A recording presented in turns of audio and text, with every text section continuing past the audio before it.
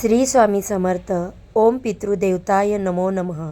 बघा, पितृपक्ष चालू झालेला आहे आणि या 15 दिवसाच्या कालावधीमध्ये आपले पितर म्हणजेच आपले जे पूर्वज असतात ते मृत्यूलोकातून पृथ्वीलोकामध्ये 15 दिवसासाठी येत असतात. त्यांच्यासाठी आपण त्यांच्या मृत्यूच्या तिथीला म्हणजे श्राद्धविधी तर्पण असतो, त्यांचे स्मरण करत असतो आणि यामुळेच आपले पितर खुश होऊन आपल्याला आशीर्वाद देतात. आणि त्यांचे आशीर्वाद जर आपल्यावरती असतील तर आपल्या घरामध्ये सुख, समृद्धी, शांती नेहमी नांदत असते. तर बघा, अविधवा नवमी 15 सप्टेंबरला आलेली आहे. आता ही अविधवा नवमी श्राद्ध कोणासाठी व कसे करावे याबद्दलची संपूर्ण माहिती मी माझ्या यूट्यूब चॅनेलवरती अपलोड केलेली आहे. तर या व्हिडिओच्या खाली जो छोटा त्रिकोण दिसत आहे त्यावरती तुम्ही क्लिक करा.